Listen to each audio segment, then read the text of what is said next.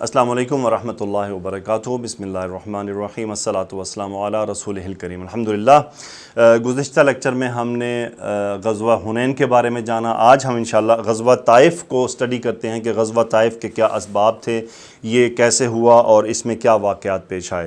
یہ غزوہ در حقیقت غزوہ حنین کا پھیلاؤ ہے، چونکہ حوازن اور ثقیف کے بیشتر جو لوگ تھے وہ خوفزدہ افراد اپنے جنرل کمانڈر مالک بن عوف نصری کے ساتھ بھاگ کر طائف ہی آئے تھے اور یہیں قلعہ بند ہو گئے تھے۔ لہٰذا رسول اللہ صلی اللہ علیہ وآلہ وسلم نے حنین سے فارغ ہو کر اور جورانہ میں مال غنیمت جمع فرما کر اسی ماہ شوال 8 ہجری میں طائف کا قصد فرمایا۔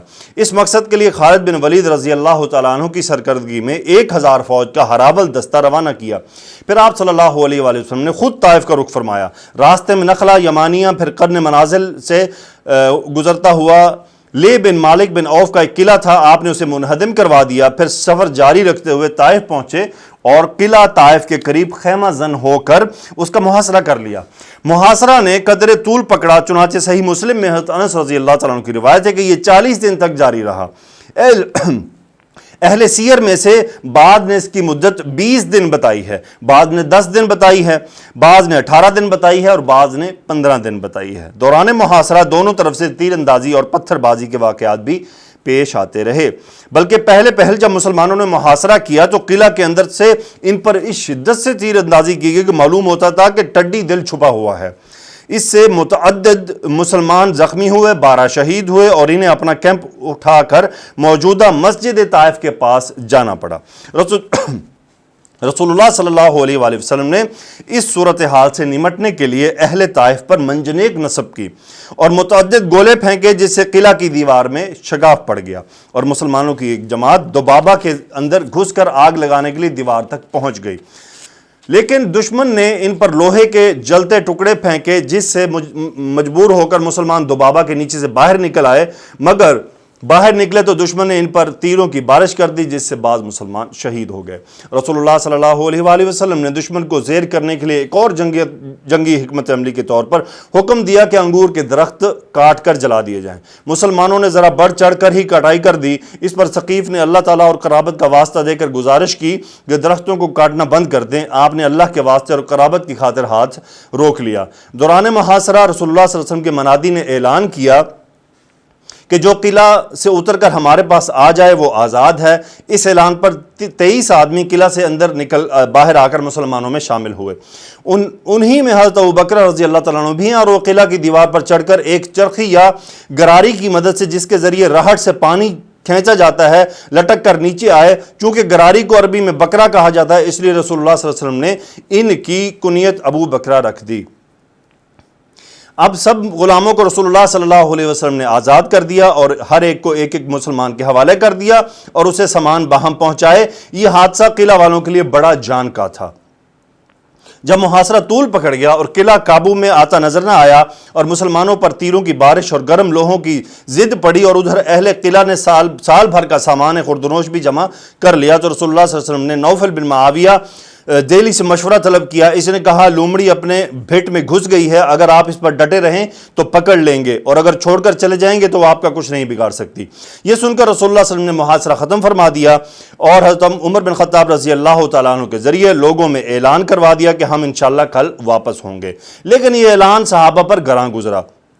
وہ کہنے لگے کہ طائف فتح کیے بغیر واپس ہو جائیں۔ رسول اللہ صلی اللہ علیہ وسلم نے فرمایا، اچھا تو کل صبح لڑائی پر چلنا ہے۔ چنانچہ دوسرے دن لوگ لڑائی پر گئے، لیکن چوٹ کھانے کے سوا کچھ حاصل نہ ہوا۔ تو اس کے بعد آپ صلی اللہ علیہ وسلم نے فرمایا کہ ہم انشاءاللہ کل واپس ہوں گے۔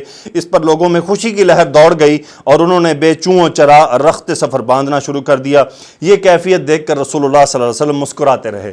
اس کے بعد جب لوگوں نے ڈیرا ڈنڈا اٹھا کر کوچ کیا تو آپ نے فرمایا کہ یوں فرمایا، آئبون تائبون عابدون لربنا حامدون، ہم پلٹنے والے، توبہ کرنے والے، عبادت گزار ہیں اور اپنے رب کی حمد کرتے ہیں۔ کہا گیا ہے کہ کہا گیا کہ اللہ کے رسول آپ ثقیف پر بد دعا کریں، آپ نے فرمایا اے اللہ ثقیف کو ہدایت دے اور انہیں لے آ۔ اب یہاں پر جو میں نے آپ کے ساتھ یہ ذکر شیئر کیا، آئبون تائبون عابدون لربنا حامدون، رسول اللہ صلی اللہ علیہ وسلم یہ ذکر کیا کرتے تھے جب آپ اپنے شہر میں واپس داخل ہوا کرتے تھے۔ جورانہ ایک مقام ہے، وہاں پر جورانہ میں اموال غنیمت کی تقسیم، کیونکہ جو آپ کو غزوہ حنین سے مال غنیمت ملا تھا وہ آپ نے جوہرانہ پہنچوا دیا تھا، اور اب وہاں چل کر اس کی تقسیم کا عمل ہونا تھا۔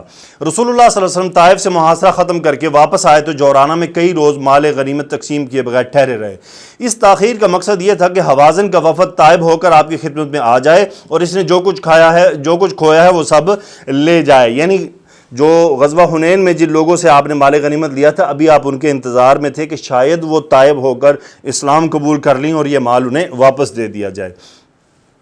لیکن تاخیر کے باوجود جب آپ کے پاس کوئی نہ آیا تو آپ نے مال کی تقسیم شروع کر دی تاکہ قبائل کے سردار اور مکہ کے اشراف جو بڑی حرص سے جھانک رہے تھے ان کی زبان خاموش ہو جائے۔ مؤلفۃ القلوب کی قسمت نے سب سے پہلے جو ہے ان کو دیا گیا، انہیں بڑے بڑے حصے دیے گئے۔ ابو سفیان بن حرب کو 40 اوقیہ، کچھ کم، کچھ 6 کلو چاندی اور 100 اونٹ عطا کیے گئے۔ اس نے کہا میرا بیٹا یزید، آپ نے اتنا ہی یزید رضی اللہ تعالیٰ عنہ کو بھی دیا۔ اب یہ یزید وہ یزید نہیں ہے جس کے بارے میں آپ جانتے ہیں، یہ یزید معاویہ رضی اللہ تعالیٰ عنہ کے بڑے بھائی ہیں۔ اس نے کہا اور میرا بیٹا معاویہ، آپ نے اتنا ہی معاویہ رضی اللہ تعالیٰ عنہ کو بھی دیا، یعنی تنہا ابو سفیان کو اس کے بیٹوں سمیت تقریباً 18 کلو چاندی اور 300 اونٹ حاصل ہو گئے۔ حکیم بن حزام کو 100 اونٹ دیے گئے، اس نے مزید 100 اونٹوں کا سوال کیا تو پھر اسے 100 اونٹ دے دیے گئے۔ اسی طرح صفوان بن امیہ نے 100 اونٹ، پھر 100 اونٹ اور پھر 100 اونٹ، یعنی 300 اونٹ حاصل کیے۔ حارث بن کلدہ کو بھی 100 اونٹ دیے گئے، کچھ مزید کرشی اور غیر کرشی رؤساء کو 100 اونٹ دیے گئے اور کچھ دوسروں کو 50 اور 40 اونٹ دیے گئے۔ یہاں تک کہ لوگوں میں مشہور ہو گیا کہ محمد صلی اللہ علیہ وسلم اس طرح بے درغ عطیہ دیتے ہیں کہ انہیں فقر کا اندیشہ ہی نہیں۔ چنانچہ مال کی طلب میں بدو آپ پر ٹوٹ پڑے اور آپ کو ایک درخت کی جانب سمٹنے پر مجبور کر دیا۔ اتفاق سے آپ صلی اللہ علیہ وسلم کی چادر درخت میں پھنس کر رہ گئی۔ آپ نے فرمایا لوگوں میری چادر دے دو، اس ذات کی قسم جس کے ہاتھ میں میری جان ہے، اگر میرے پاس تہامہ درختوں کی تعداد میں بھی چوپائے ہوں تو انہیں میں تم پر تقسیم کر دوں گا، پھر تم مجھے نہ بخیل پاؤ گے، نہ بزدل اور نہ جھوٹا۔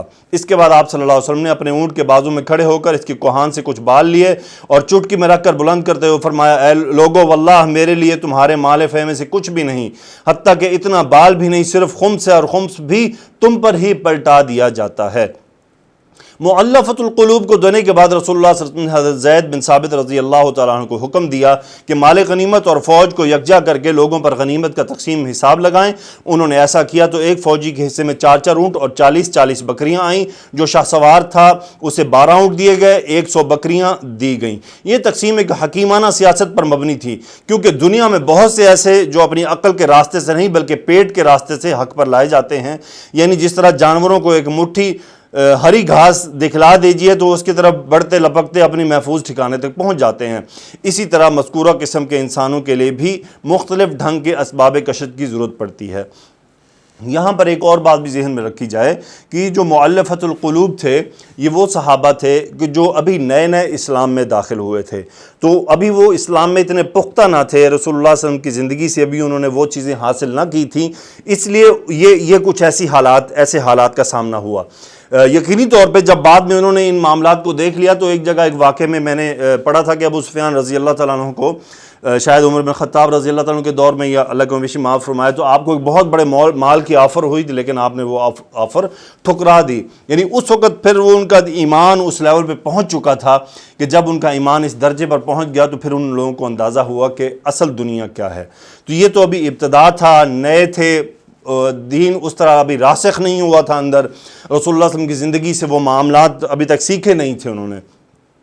انصار کا حزن و اضطراب، یہ سیاست پہل سمجھی نہ جا سکی، اس لیے کچھ زبانوں پر صرف اعتراض آ گیا، انصار پر خصوصاً اس سیاست کی ضد پڑی کیونکہ وہ سب کے سب حنین کے نتائج سے بالکل محروم رکھے گئے، حالانکہ مشکل کے وقت انہی کو پکارا گیا اور وہی اڑ کر آئے، رسول اللہ صلی اللہ علیہ وسلم کے ساتھ مل کر اس طرح جنگ کی کہ شکست فاش شاندار فتح میں تبدیل ہو گئی، لیکن اب وہ دیکھ رہے تھے کہ بھاگنے والوں کے ہاتھ پر ہیں اور وہ خود جو ہے وہ محروم تہی دست ہیں۔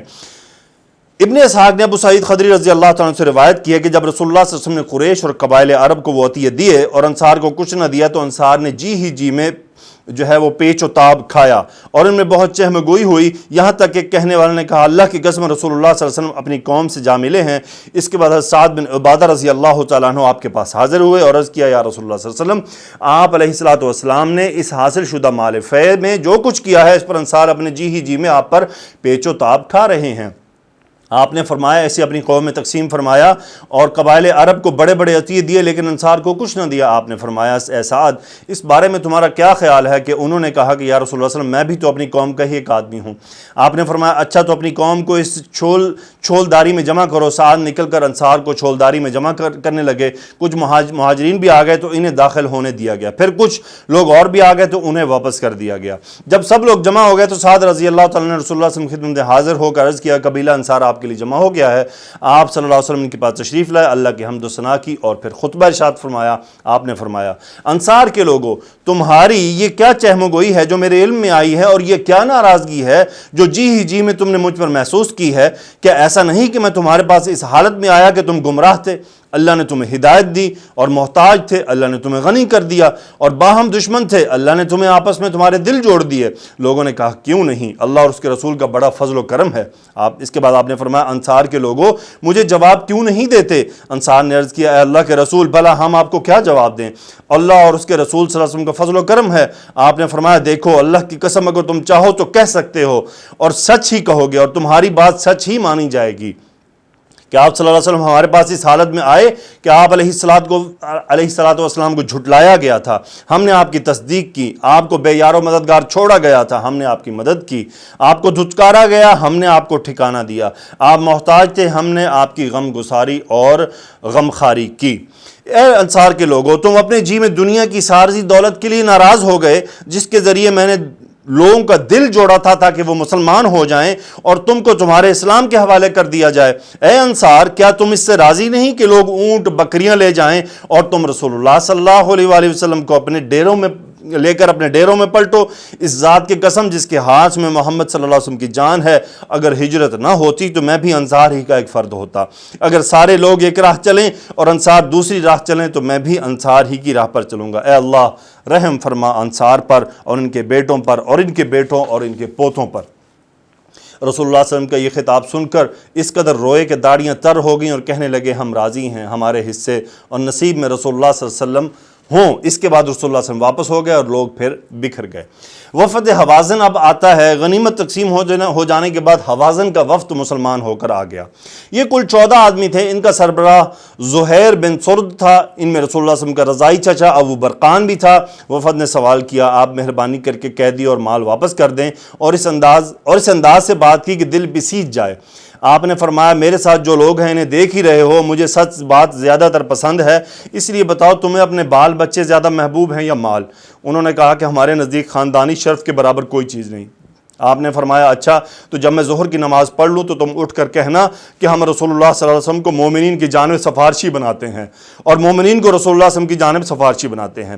آپ صلی اللہ علیہ وسلم ہمارے قیدی ہمیں واپس کر دیں۔ اس کے بعد جب آپ نماز سے فارغ ہوئے تو لوگوں نے ایسے ہی کہا۔ جواباً آپ صلی اللہ علیہ وسلم نے فرمایا جہاں تک اس حصے کا تعلق ہے جو میرا ہے اور بنی عبد المطلب کا ہے تو وہ تمہارے لیے ہے، اور میں ابھی ان لوگوں سے پوچھ لیتا ہوں۔ اس پر انصار و مہاجرین اٹھ کر انہوں نے کہا کہ جو کچھ ہمارا ہے وہ سب بھی رسول اللہ صلی اللہ علیہ وسلم کے لیے ہے۔ اس کے بعد اقرا بن حابس نے کہا جو کچھ میرا اور بنو تمیم کا ہے وہ آپ صلی اللہ علیہ وسلم کے لیے نہیں، اور عیینہ بن حسن نے کہا جو کچھ میرا اور بنو فزارہ کا ہے وہ بھی آپ کے لیے نہیں، اور عباس بن مرو نے کہا جو کچھ میرا اور بنو سلیم کا ہے وہ بھی آپ کے لیے نہیں۔ اس پر بنو سلیم نے کہا جی نہیں، ہمارا جو کچھ ہے وہ بھی رسول اللہ صلی اللہ علیہ وآلہ وسلم کا ہے۔ عباس بن مرد نے اس کو کہا تم لوگوں نے میری توہین کر دی۔ رسول اللہ صلی اللہ علیہ وسلم نے فرمایا دیکھو یہ لوگ مسلمان ہو کر آئے ہیں اور اسی غرض سے میں نے ان کی قیدیوں کی تقسیم میں تاخیر کی تھی، اب میں نے انہیں اختیار دیا تو انہوں نے بال بچوں کے برابر کسی چیز کو نہیں سمجھا، لہٰذا جس کے پاس کوئی قیدی ہو وہ بخوشی واپس کر دے تو یہ بہت اچھی راہ ہے، اور جو کوئی اپنے حق کو روکنا ہی چاہتا ہو تو وہ بھی ان کے قیدی تو انہیں واپس ہی کر دے، البتہ آئندہ جو سب سے پہلے مال فہ حاصل ہوگا اس سے ہم اس شخص کو ایک کے بدلے 6 حصے دیں گے۔ لوگوں نے کہا ہم رسول اللہ صلی اللہ علیہ وسلم کے لیے بخوشی دینے کو تیار ہیں۔ آپ نے فرمایا ہم جان نہ سکے کہ آپ میں سے راضی کون ہے اور کون نہیں، لہٰذا آپ لوگ واپس جائیں اور آپ کے چودھری حضرات آپ کے معاملے کو ہمارے سامنے پیش کریں۔ اس کے بعد سارے لوگوں نے ان کے بال بچے واپس کر دیے، صرف عیینہ بن حسن رہ گیا جس کے حصے میں ایک بڑھیا آئی تھی، اس نے واپس دینے سے انکار کر دیا، لیکن آخر میں اس نے بھی واپس کر دیا۔ رسول اللہ صلی اللہ علیہ وسلم نے سارے قیدیوں کو ایک ایک قبطی چادر عطا فرمائی اور واپس کر دیا۔ اب آپ یہاں پر دیکھیں ایک قائدانہ صلاحیت کہ بظاہر آپ صلی اللہ علیہ وآلہ وسلم کی جو مشورہ تھا اس کے سامنے چند قبائل نے انکار کر دیا کہ ہم اسے نہیں دیں گے، لیکن رسول اللہ صلی اللہ علیہ وسلم نے اس کا کوئی برا نہیں منایا کیونکہ وہ اس وقت ان کا حق تھا، وہ ان کو دیا جا چکا تھا۔ رسول اللہ صلی اللہ علیہ وسلم نے دیکھے کس محبت سے انہیں سمجھایا اور پھر انہیں ایک آفر دی، اچھا جو واپس کر دے گا جب اگلا مال ملے گا تو اس میں سے 6 اسے ملیں گے۔ یہ ہے قائدانہ صلاحیت کہ رسول اللہ صلی اللہ علیہ وسلم ان باتوں کا برا بھی نہیں مناتے تھے، کیوں؟ آپ کو حق معلوم تھا۔ اور آج اگر آپ دیکھیں صورتحال کیا ہے، اللہ ماشاءاللہ آپ کو اندازہ ہو جائے گا کہ ہماری اخلاقی تربیت کہاں کھڑی ہوئی ہے۔ عمرہ اور مدینہ کو واپسی، رسول اللہ صلی اللہ علیہ وسلم نے مال غنیمت کے تقسیم سے فارغ ہو کر جوہرانہ ہی سے عمرہ کا احرام باندھا اور عمرہ ادا کیا۔ اس کے بعد عتاب بن اسعید کو مکہ کا والی بنا کر مدینہ روانہ ہو گئے۔ مدینہ واپسی 24 ذی القعدہ 8 ہجری کو ہوئی۔ محمد غزالی کہتے ہیں کہ ان فاتحانہ اوقات میں جب کہ اللہ نے آپ صلی اللہ علیہ وسلم کے سر پر فتح مبین کا تاج رکھا، اور اس وقت میں جب آپ صلی اللہ علیہ وسلم اسی شہر عظیم میں 8 سال پہلے تشریف لائے تھے، کتنا لمبا چوڑا فاصلہ ہے۔ آپ صلی اللہ علیہ وآلہ وسلم یہاں اس حالت میں آئے تھے کہ آپ کو کھدیڑ دیا گیا تھا اور آپ امان کے طالب تھے، اجنبی اور وحشت زدہ تھے، آپ کو انس و الفت کی تلاش تھی۔ وہاں کے باشندوں نے آپ کی خوب قدر و منزلت کی، آپ کو جگہ دی، آپ کی مدد کی، اور جو نور آپ کے پاس نازل کیا تھا اس کی پیروی کی، اور آپ کی خاطر ساری دنیا کی عداوت ہیچ سمجھی۔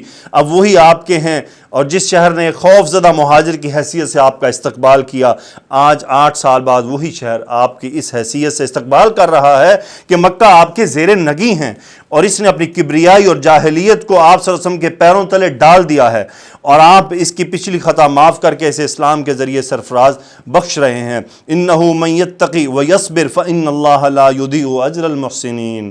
یقیناً جو شخص راست بازی اور صبر اختیار کرے تو بلا شبہ اللہ نیکوکاروں کا اجر ضائع نہیں کرتا۔ اس کے بعد اب جب آپ علیہ الصلاۃ والسلام واپس تشریف لا چکے مدینہ، تو آپ نے کچھ جو عمال ان کو روانہ فرمایا کچھ قبائل کی طرف کہ وہاں سے وہ زکوٰۃ جو ہے اسے وصول کریں، اور آپ نے کچھ سرایہ بھیجے، اور ان سرایہ میں سریہ عیینہ بن حسن ہے، سریہ قطبہ بن عامر ہے، سریہ ضحاک بن سفیان کلابی ہے، سریہ علقمہ بن مجرد ہے، اور سریہ علی بن ابی طالب رضی اللہ تعالیٰ عنہ ہے جو ربیع الاول 9 ہجری میں آپ صلی اللہ علیہ وسلم نے بھیجا۔ اس والے سریے کا ہم مطالعہ کرتے ہیں کیونکہ اس میں حاتم طائی کا جو بیٹا تھا وہ اسلام لے آیا، اور وہ کیسے اسلام لاتے ہیں آئیے دیکھتے ہیں۔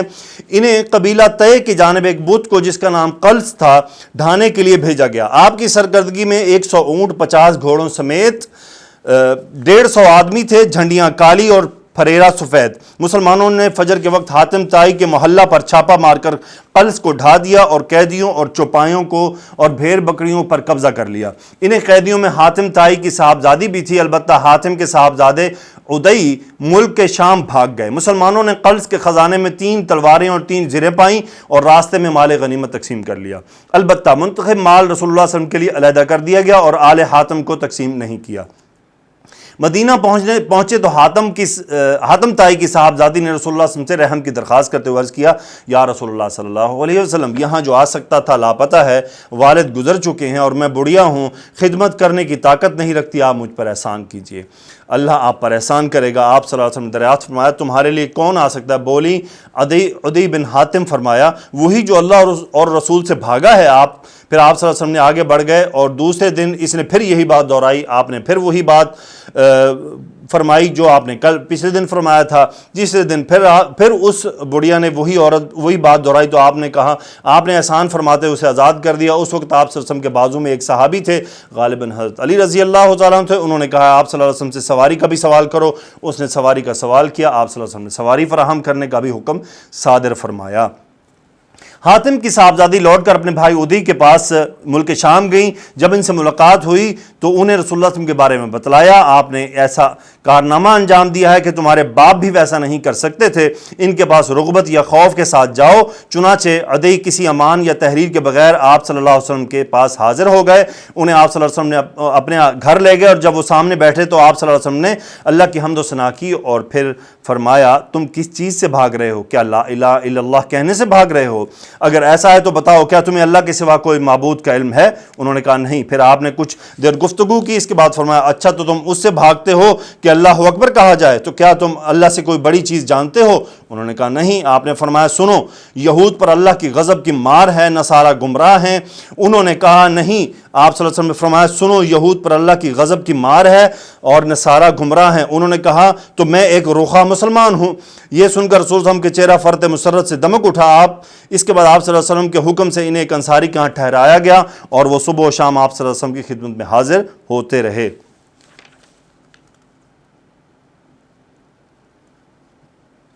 مسند احمد کی روایت ہے کہ نبی کریم صلی اللہ علیہ وسلم نے فرمایا اے عدی اسلام لاؤ، سلامت رہو گے۔ میں نے کہا میں تو خود ایک دین کا ماننے والا ہوں۔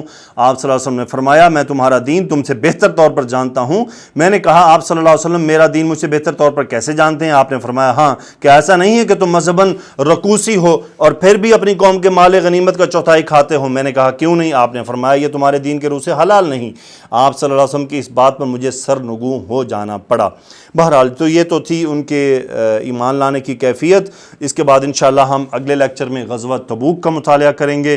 غزوہ تبوک ایک بہت اہم غزوہ ہے، اس میں چند امپورٹنٹ واقعات پیش آئے، انشاءاللہ ہم اس کا مطالعہ کریں گے، اور پھر اسی طرح سیرت النبی صلی اللہ علیہ وسلم کا سلسلہ اپنے اختتام کی طرف بڑھتا جائے گا۔ سبحانک اللہم و بحمدک، اشہد ان لا الہ الا انت، استغفرک و اتوب الیک۔ اللہم صلی علی سیدنا و مولانا محمد وعلی آلہ و اصحابہ وبارک وسلم تسلیما کثیرا، آمین یا رب۔